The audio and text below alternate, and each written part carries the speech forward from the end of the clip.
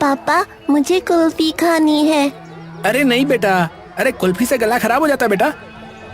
अरे खाने दो ना भाई, गर्मी का मौसम है, कुछ नहीं होता है। कुछ नहीं होगा, सही कह रहे हो। अच्छा ठीक है भाई, दे ही दो, वरना ये तो जिद करता ही रहेगा। प्रदीप के कुल्फी के ठेले पर भीड़ लगी थी। खास तौर पर बच्चे तो दीवाने थे उसकी कुल्फी के। पर उसी रात अचानक पापा, मम्मी।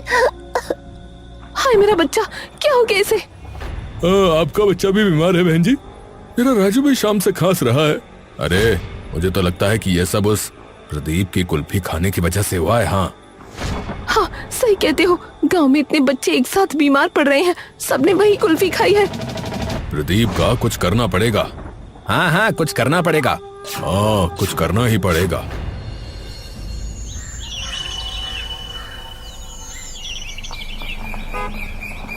पंद्रह साल बाद राजीव अपने गांव लौटा।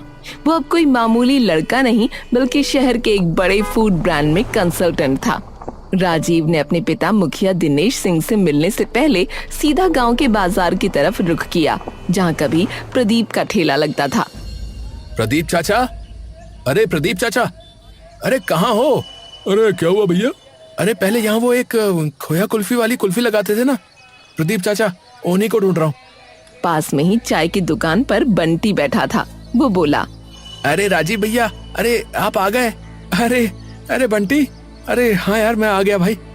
तू अभी भी यहीं है? चाय बेच रहा है क्या? चल सही है। अरे मैं तो प्रदीप चाचा की वो खोया वाली कुल्फी खाने आया था। प्रदीप चाचा? अरे राजीव भैया, आपको किसी ने बताया नहीं क्या? वो खोया कुल्फी वो तुम्हारे जाने के कुछ समय बाद ही बिकना बंद हो गई थी।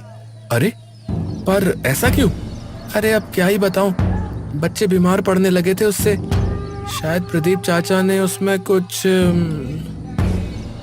राजीव ऐसे हिल गया मानो कोई भूकंप आया हो। अरे ये क्या बकवास कर रहा है तू बंटी?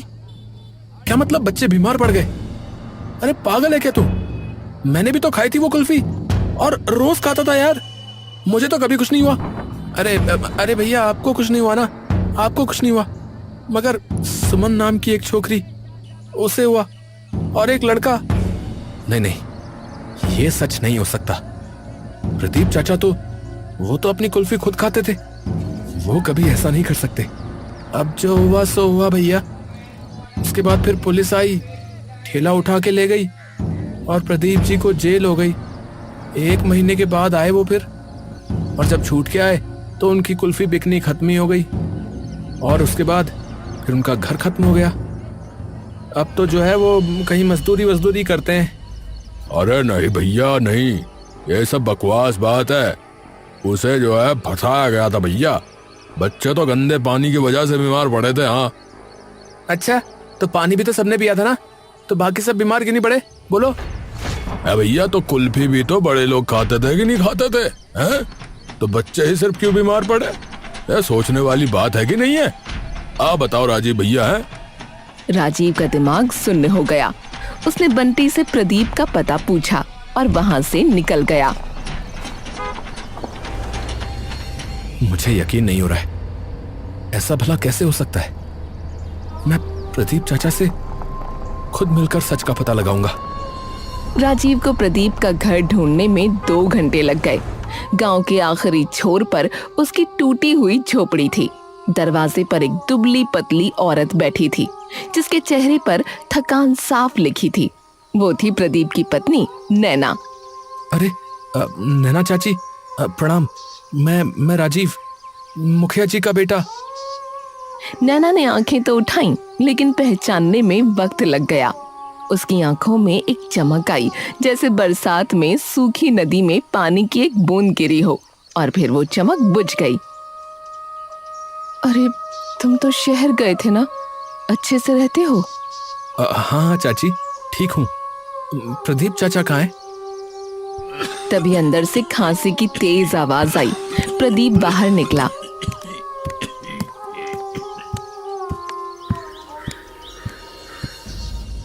उसकी पीठ झुकी हुई थी और चेहरे पर झुर्रियां गहरी थीं। अरे राजीव बेटा, अरे अरे तुम तो काफी बड़े हो गए बेटा। अरे कितने साल हो गए। आओ आओ। राजीव की आंखें भर आईं। चाचा, आप इतने कमजोर कैसे हो गए? आप तो वही हो ना जिसकी खोया कुल्फी के लिए पूरा गांव पागल रहता था। छोड़ो कुल्फी की बात। ये बताओ तुम कैसे हो? अरे मैं ठीक हूँ, आप बताओ। मैंने सुना आपको जेल वेल हो गई थी और हाँ बेटा, अब तो हाल ये है कि मेरी बेटी सुरीली का ब्याह तक नहीं हो पा रहा, क्योंकि कोई लड़के वाला ये नहीं सुनना चाहता था कि उसके ससुर जेल जा चुके हैं। अब मैं बेटा मजदूरी करता हूँ, पत्थर तोड़ता हूँ, ये शरीर अब ये काम नहीं कर सकता, मगर कोई और रास्ता नहीं है बेटा। चाचा, आप फिर से खोया कुल्फी क्यों नहीं बनाते हो? अरे तुम पागल हो गए हो क्या? है कुल्फी कुल्फी कुल्फी, अरे वही कुल्फी जिससे बच्चे बीमार पड़ गए। तुम चाहते हो कि मैं फिर से जेल जाऊं? हैं? क्या मेरा नाम और भी जलाओगे? चाचा, मुझे यकीन है कि आपकी खोया कुल्फी में कोई गड़बड़ नहीं थी। बात जरूर कुछ और रही होगी, वरना कुल्फी तो मैं भी खाता था। अरे बेटा, छोड़ो पुरानी बातें। चलो चलो, मैं तुम्हें चाय पिलाता हूँ। तभी राजीव ने देखा कि सुरीली अपनी पुरानी किताबें बेच रही है।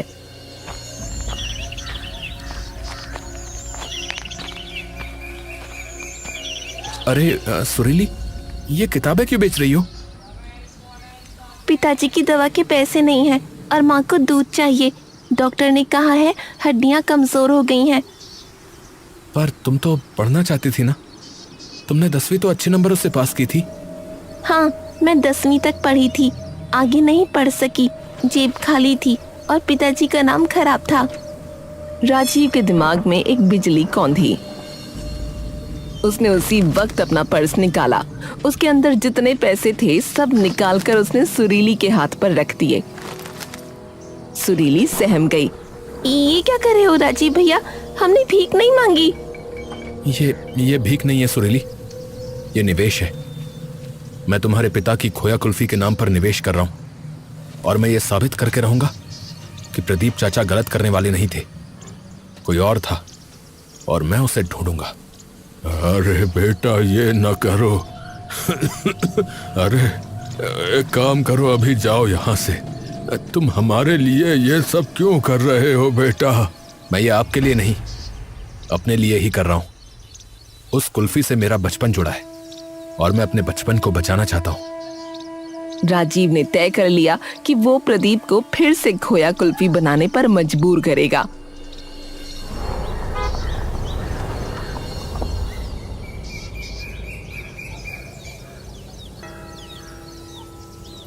कुछ दिन बाद राजीव प्रदीप के पास सारा सामान लेकर आया।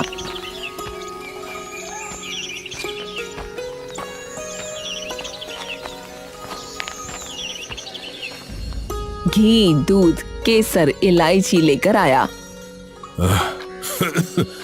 तुमने मेरी बेटी की मदद की, उसके लिए तुम्हारा बहुत बहुत धन्यवाद। लेकिन तुम मुझसे क्या करवाना चाह रहे हो? अरे तुम क्या चाहते हो? गांव वाले अब मुझे जीवित ही ना छोड़ें। ऐसा कुछ नहीं होगा, आप मुझ पर विश्वास करिए। अरे बेटा, मुझे माफ कर दो। देखो, तुम्हारा बचपन जा चुका है और मेरी खोया कुल्फी भी जा चुकी है। मैं अब उससे बहुत आगे बढ़ चुका हूँ। तुम भी आगे बढ़ जाओ बेटा। चाचा, मैं जानता हूँ आपके दादा ने ये रेसिपी 60 साल पहले बनाई थी। आपके पिता ने उसे संभाला और आपने उसे आगे बढ़ाया। क्या आप चाहते हो कि ये खोया कुल्फी की रेसिपी आपके साथ ही मर जाए? प्रदीप के हाथ कांपने लगे। वो अंदर गया और एक डायरी निकाल कर लाया।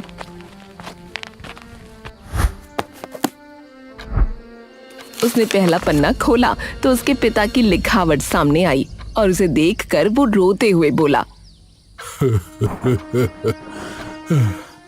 मेरे पिता ने कहा था खोया कुल्फी